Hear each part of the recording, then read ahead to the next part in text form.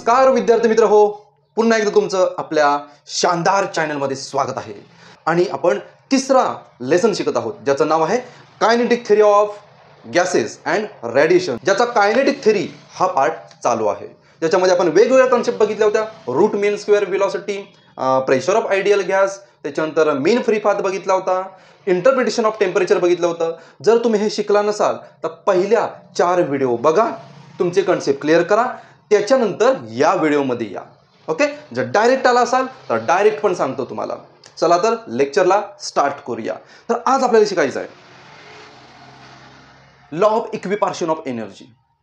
Equi म्हणजे समान, partition, partition म्हणजे डिवाइड करणे. कोणाला? एनर्जीला डिवाइड करणे. एनर्जीला डिवाइड करताना आपण मागच्या लेक्चरमध्ये बघितलं होतं की टोटल एनर्जी किती असते. Total energy per molecule, per molecule किती असते? Total energy per molecule is equal to 3/2 kBT. KB म्हणजे बोल्ट्झमॅन कॉन्स्टंट, टी म्हणजे टेम्परेचर. टोटल एनर्जी किती होती? 3/2 होती. तर ही एनर्जी प्रत्येक मॉलिक्यूलमध्ये डिवाइड केल्यानंतर एकाला किती एनर्जी येईल ती आपल्याला काढायची आहे. तर त्याच्या आधी मी स्टेटमेंट लिहिलेलं आहे. For gas in a thermal equilibrium, म्हणजे असा गॅस आहे त्याचं टेम्परेचर चेंज होत नाहीये. समजा 30 डिग्री असेल 30 डिग्री, 60 डिग्री असेल तर 60 डिग्री, एक कॉन्स्टंट टेम्परेचर ठेवा. बरं, कॉन्स्टंट टेम्परेचर ठेवलं. ॲव्हरेज एनर्जी फॉर मॉलिक्यूल, एका मॉलिक्यूलची जर ॲव्हरेज एनर्जी काढली, ॲव्हरेज का कमी जास्त होते म्हणून आपलं प्रूफ हे 1/2 kBT आहे हे प्रूफ करायचं आहे. ओके, फॉर ट्रान्सलेशन, काय झालं बाई पेनला, या चेंज करतो. For translational kinetic energy for molecules. Translation kinetic energy समजा काढली. ओके, कायनेटिक एनर्जी ट्रान्सलेशन काढायचं आपल्याला. तर एक्स डायरेक्शनला मॉलिक्यूल असतील त्यांची एनर्जी किती येईल? mv², एक्स डायरेक्शन वाले सगळे.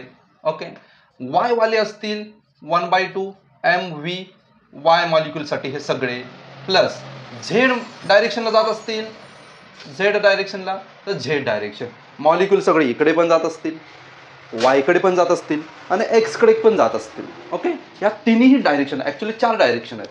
जसा एक्स आहे तसा -x आहे, जसा वाय आहे तसा -y आहे, जसा झेड आहे तसा -z सुद्धा आहे.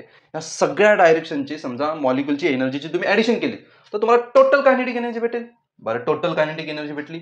आपण आता हे सगळ्या मॉलिक्यूल जेवढे समजा 100 जण एक्सकडे जात आहेत, असे 100 जण एक्सकडे जात आहेत तर ही 100 जणांची, 100 जण वायकडे जात आहेत तर 100 जण वाय जणांकडे. आपल्याला काय करायचं आहे? प्रत्येकाचा ॲव्हरेज काढायचा. 100 जण जात आहेत ना, इकडे मॉलिक्यूल जात असते, तर सगळ्यांची energy divided by total molecule आपल्याला ॲव्हरेज भेटेल. आता मी ॲव्हरेज काढतो. ॲव्हरेज कायनेटिक एनर्जी, ॲव्हरेजसाठी सिम्बॉल, तर यांचा ॲव्हरेज काढतो. जे एक्सकडे जाणार आहेत त्या सगळ्यांचा ॲव्हरेज. ओके, सगळे कशाला पकडायचे, आपण ॲव्हरेज काढू. आता हा वायवाले जाणार आहे, वायवाल्या जाणाऱ्यांचा ॲव्हरेज. आता पुढे झेडवाल्यांकडे जाणार आहे, म्हणजे तुमच्या डायरेक्शन आहे, सगळ्यांचा ॲव्हरेज काढला. ओके, आपण हा सगळ्यांचा ॲव्हरेज काढलेला आहे. आता पुढं काय करायचं बघा. आता हा एक्सवाला, वायवाला, झेडवाला यांची कायनेटिक एनर्जीची ही टोटल ॲडिशन आहे. पण ॲव्हरेज कायनेटिक एनर्जी किती असते? ॲव्हरेज कायनेटिक एनर्जी किती असते? But average kinetic energy of molecule, average kinetic energy किती असते आपण काढली होती. E/N is equal to 3/2 kBT एवढी असते. जर ॲव्हरेज कायनेटिक एनर्जी असेल तर ही इथे ॲव्हरेज कायनेटिकची मी व्हॅल्यू ही इथे ठेवू शकतो. मग एक काम करतो, यांची average kinetic energy 1/2 mv²x plus 1/2 mv² in y direction plus 1/2 mv² in z direction. सगळ्यांची ॲव्हरेज कायनेटिक एनर्जी आपण 3/2 kBT लिहू शकतो. ओके, या तिघांची एक्स वाली, वाय वाली, झेड वाली तिघांची ॲडिशन 3/2 असेल. जर तिघांची ॲडिशन 3/2 असेल, एकाची किती असेल? 1/2. देअरफॉर एकाची किती असेल? हा एक सिंगल. जर 1 2 3 तिघांची 3/2 तर एकाची 1/2, 1/2 1/2 1/2 3/2 होणार. त्याच्यामुळे तिघांची एनर्जी ही इक्वल होणार. P is equal to 1/2 kBT. आपण प्रूफ केलेला आहे. हे बघा, with each quadratic term, each quadratic म्हणजे एक्स वाय झेड सगळ्या क्वाड्रॅटिक टर्मची एनर्जी 1/2 kBT असते. आपण हे प्रूफ केलेलं आहे. याला म्हणतात लॉ ऑफ इक्विपार्टिशन ऑफ एनर्जी. समजलं? आता याचा नेक्स्ट पार्ट बघूया, डिग्री ऑफ फ्रीडम. आता नेक्स्ट पॉईंट बघूया, डिग्री ऑफ फ्रीडम म्हणजे काय.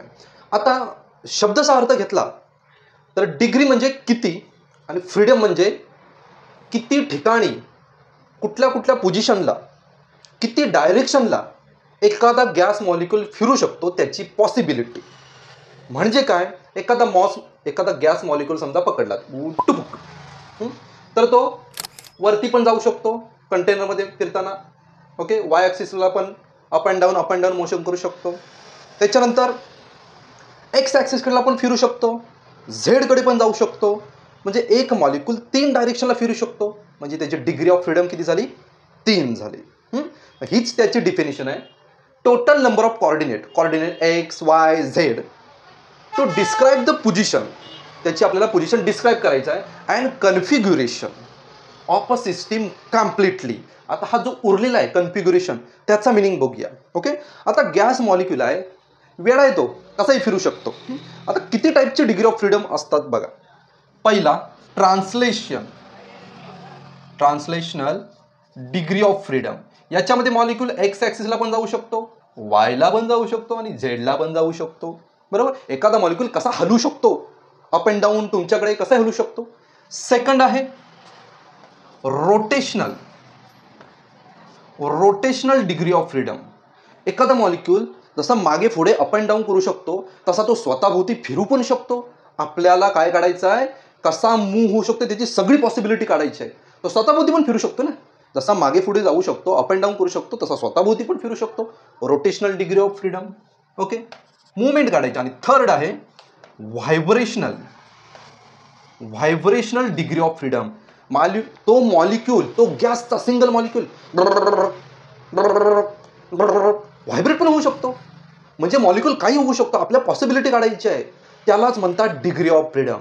ओके, तर ह्या 3 मेन सब टाईप आहेत डिग्री ऑफ फ्रीडमच्या. या तिघांची ॲडिशन म्हणजे डिग्री ऑफ फ्रीडमचा नंबर तयार होतो. एक एक्झाम्पल घेतो. समजा मी मोनो ॲटॉमिक घेतला, mono atomic molecule. Mono atomic molecule म्हणजे काय, जे मॉलिक्यूल सिंगल असतात, म्हणजे हॅलोजन ग्रुपमधले. फॉर एक्झाम्पल कुठला हॅलोजन ग्रुप कुठला आहे, निऑन आहे. ओके, ऑर्गॉन आहे, त्याच्या आधी हेलियम आहे. हे मोनो ॲटॉमिक आहे, सिंगल ॲटममध्ये एक्झिस्ट असतात. ओके, समजा तो मॉलिक्यूल घेतलात तर हे कुठे कुठे फिरू शकतात. एक म्हणजे हे बघा, एक्स ॲक्सिसकडे जाऊ शकतो. एक्स असा एक सिंगल टन मॉलिक्यूल घेतलात असा, तो एक्सकडे पण जाऊ शकतो, वायकडे पण जाऊ शकतो आणि हा झूम झेडकडे पण जाऊ शकतो. ओके, म्हणजे मोनो ॲटॉमिकला 3 ट्रान्सलेशनल डिग्री ऑफ फ्रीडम आहेत. किती आहेत, 3 ट्रान्सलेशनल. रोटेशनल पकडलात, आता बघा 3 डिग्री ऑफ फ्रीडम कुठल्या कुठल्या डायरेक्शन जाऊ शकतो. हे बघा, 1/2 mv² एक्स डायरेक्शन जाऊ शकतो, कायनेटिक एनर्जी आहे ना. प्लस 1/2 mv² वायला पण जाऊ शकतो, 1/2 mv² झेडला पण जाऊ शकतो. म्हणजे त्याची मोनो ॲटॉमिकची 3 डिग्री ऑफ फ्रीडम आहे. आता बघा, जर रोटेशनल घेतला, रोटेशन म्हणजे काय, रोटेट केला. ओके, हा गोळा आहे. आता समजा हा गोळा आहे, तो एक्स ॲक्सिसच्या अराउंड फिरतोय, वाय ॲक्सिसच्या अराउंड पण फिरेल. एक्स ॲक्सिस म्हणजे असा फिरेल स्वतःभोवतीचा, वाय म्हणजे असा फिरेल, झेड म्हणजे असा फिरेल. आता याची जर तुम्ही डिग्री ऑफ फ्रीडम काढले तर रोटेशनलची कायनेटिक एनर्जी किती असते, 1/2 I ω². ओके, इथे आयचा मिनिंग काय, mr². पहिला रोटेशनल डायनॅमिकमध्ये झालेला आहे, मास मल्टिप्लाय बाय ॲक्सिसपासूनचं डिस्टन्स. पण हा मॉलिक्यूल इतका छोटा आहे आणि समजा त्याचा हा सेंटर घेतला आणि हा रेडियस घेतला, तर त्या छोटा रेडियस असल्यामुळे, छोट्या ॲक्सिसच्या अराउंड फिरत असल्यामुळे त्याचा रोटेशनल कायनेटिक एनर्जी ही नियरली इक्वल टू 0 येणार. भले तो एक्स ॲक्सिसच्या भोवती फिरू दे, वायच्या फिरू दे, झेडच्या फिरू दे, आपण ती काउंट करू शकत म्हणजे नियरली इक्वल टू 0च येतो. आणि व्हायब्रेशनचा काय काढूच शकत नाही कारण तो एक्स वाय झेडला ऑलरेडी मूव्ह झालेला आहे. म्हणजे मोनो ॲटॉमिकमध्ये डिग्री ऑफ फ्रीडम किती असते? 3. हे बघा, मोनो ॲटॉमिकची किती डिग्री ऑफ फ्रीडम ही 3च असते. आता बघूया डायॲटॉमिक मॉलिक्यूल. डायॲटॉमिक मॉलिक्यूल घेऊया. डायॲटॉमिक मॉलिक्यूल म्हणजे काय असतं? त्याच्यामध्ये 2 ॲटम्स असतात. For example hydrogen, oxygen, nitrogen हे डायॲटॉमिक मॉलिक्यूल आहे. त्यातलं एक एक्झाम्पल कुठलंही घ्या. समजा हा डायॲटॉमिक मॉलिक्यूल. हायड्रोजन म्हणजे लिहिणार कसा? H बॉन्ड H असं लिहिणार. ऑक्सिजन कसं लिहिणार? O double bond O. Nitrogen कसं लिहिणार? N triple bond N. आता हे डायॲटॉमिक आहे. भले बॉन्ड वेगवेगळे असतील, सगळे बॉन्ड हे कोव्हॅलंट आहेत. ओके. त्यातला एक मॉलिक्यूल इथे पकडला. कुठे ठेवलाय? असा आडवा ठेवलाय. कुठला प्लेन आहे हा? एक्स आणि झेड. हा एक्स असेल, हा झेड असेल, हा वाय असेल. हा खालचा प्लेन कुठला आहे? एक्स झेड प्लेन आहे. ओके. आता हा कुठे कुठे फिरू शकतो बघा. एक म्हणजे आता हा डंबेल सारखा दिसतो, तो एक्सकडे मूव्ह होऊ शकतो. हा बघा समजा डायॲटॉमिक मॉलिक्यूल आहे. हा कुठे फिरू शकतो? एक्सकडे फिरू शकतो. नंतर कुठे फिरू शकतो? हा असाच वायकडे जाऊ शकतो. ट्रान्सलेशन रोटेशन नाही. बघा मी रोटेट करत नाही. एक्सकडे जाऊ शकतो, वायकडे जाऊ शकतो, झेडकडे जाऊ शकतो. म्हणजे 3 ट्रान्सलेशन मोशन आहे. It has 3 translational motion. कुठले कुठले बघा? 1/2 mv² एक्स डायरेक्शनने, 1/2 mv² वाय डायरेक्शनने, 1/2 mv² झेड डायरेक्शनने. ओके. हे 2 एक्झाम्पल लिहिले ते जरा पुसतो मी. ओके. 3 झाले ट्रान्सलेशन. आता बघूया रोटेशनल. ओके. रोटेशन किती करू शकतो बघा. हा बघा असा ठेवलाय. इथं एक्स ॲक्सिस आहे. एक एक्स ॲक्सिसच्या अराउंड फिरू शकतो, रोटेट करू शकतो. एक्स ॲक्सिस, हा एक्स ॲक्सिस आहे ना, असा रोटेट करू शकतो. ओके. एक्स ॲक्सिसच्या अराउंड. हा वाय आहे, वाय ॲक्सिसच्या अराउंड रोटेट करू शकतो. वाय ॲक्सिसच्या अराउंड, याच्यामधून समजा वाय ॲक्सिस हा उभा गेलेला आहे, तर हा वाय ॲक्सिसच्या अराउंड रोटेट करू शकतो. एक झाला एक्स, असा असा फिरू शकतो. दुसरा म्हणजे वाय ॲक्सिसच्या अराउंड रोटेट करू शकतो. ओके. आणि तिसरा झेड ॲक्सिस. झेड ॲक्सिस म्हणजे तुमच्याकडे कसा रोटेट करणार? तुमच्याकडे असा रोटेट करणार. असा ॲक्सिसच्या आहे ना, ॲक्सिस असा आतमध्ये, तर याच्या अराउंड रोटेट करायचं. ओके. आता इथं गंमत बघा. Rotational kinetic energy. Okay. 1/2 I ω² एक्सने करू शकतो. हा एक्स असा एक्स असेल तर हा एक्स. त्याच्यानंतर प्लस 1/2 I ω² वायने रोटेट करू शकतो. वाय म्हणजे कसा? आडवा. असा रोटेट करू शकतो, असा रोटेट करू शकतो. ओके. प्लस आता काय प्रॉब्लेम आहे बघा. झेड म्हणजे असा रोटेट होतोय, याच्या ॲक्सिस गेलाय. आता ॲक्सिस याच्यामधून गेलाय. आता मास काय? सगळं क्लोज आहे ॲक्सिसच्या. हे बघा ॲक्सिसच्या जवळ सगळं मास आहे. त्याच्यामुळे ॲक्सिसच्या जवळ मास असेल तर रेडियस पण छोटा येणार. रेडियस एवढा छोटा येणार की याचं आन्सर ही एका ॲक्सिसच्या अराउंड जो रोटेट होणार आहे त्याची रोटेशनल कायनेटिक एनर्जी ही 0 येणार. का? ॲक्सिसच्या अराउंड मास थोडंसंच आहे. याला काय प्रॉब्लेम नव्हता. असा जो फिरत होता ना एक्सचा ॲक्सिस, त्याला प्रॉब्लेम नव्हता कारण ॲक्सिस इथून गेलाय, वरती थोडं मास आहे, खाली थोडं मास आहे. याला काय प्रॉब्लेम नव्हता. ओके. याला प्रॉब्लेम म्हणजे एक कुठला तरी ॲक्सिसला प्रॉब्लेम येणार. त्यामुळे थर्ड ॲक्सिस 0 होणार. किती झाले? हे 3 झाले. त्याच्यानंतर हे 2 झाले. त्याच्यानंतर जर if molecule is rigid then it can vibrate. जर मॉलिक्यूल रिजिड असेल, टणक असेल, तर तो व्हायब्रेट होऊ शकतो. टक टक टक टक टक टक टक टक टक टक टक टक टक टक टक म्हणजे व्हायब्रेशनल आहे. टोटल किती झाले? 2, 3 ट्रान्सलेशनल, 2 व्हायब्रेशनल आणि 1 ट्रान्सलेशनल. Sorry 1 vibrational. हा आहे ट्रान्सलेशनल, हा रोटेशनल आणि हा vibrational. Total degree of freedom किती झाली? 6 झाले. जर रिजिड असेल तर, आणि नॉन रिजिड असेल तर पहिले फक्त 2. मग व्हायब्रेशनवाला पकडायचा नाही. समजलं? याला म्हणतात degree of freedom. Okay. Concept clear आहे? नोट्स बुकमध्ये दे. तुम्हाला फक्त मी कन्सेप्ट समजावून सांगितलेलं आहे. आता बघूया on what factor degree of freedom depends. बघा एक्झामला क्वेश्चन येतो 1 मार्काला. On what factor degree of freedom is depend. पहिलं बघा ॲटॉमिसिटी. ॲटॉमिसिटी म्हणजे काय? Whether the molecule is monoatomic, whether the molecule is diatomic, whether the molecule is polyatomic, त्याच्यावर degree of freedom depend असणार. Okay. Second, on temperature. On temperature, टेम्परेचरवर पण depend आहे. जर टेम्परेचर कूल असेल तर मॉलिक्यूल व्हायब्रेट जास्त होणार नाही. जर मॉलिक्यूल व्हायब्रेट होणार नाही तर एक डिग्री ऑफ फ्रीडम कॅन्सल होईल. जर टेम्परेचर जास्त असेल, if the temperature is high, then vibrational kinetic energy will be added in degree of freedom. मग त्याच्यावर पण डिपेंड आहे. आणि लास्ट आहे इम्पॉर्टंट, मॉलिक्युलर स्ट्रक्चर.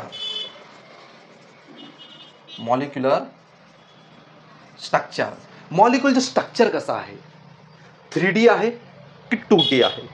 2D म्हणजे इकडे एक मॉलिक्यूल, इकडे एक मॉलिक्युल्स, डायॲटॉमिकवाले असे दिसणार ते. ओके, हे झाले. त्याच्यानंतर पॉलिऑटॉमिकवाले असतात, तर इकडे पण मॉलिक्यूल असतो, इकडे पण मॉलिक्यूल असतो, इथे पण मॉलिक्यूल असतो, इथे पण मॉलिक्यूल असतो, इथे पण चारी बाजूनी मॉलिक्यूल्स असतात.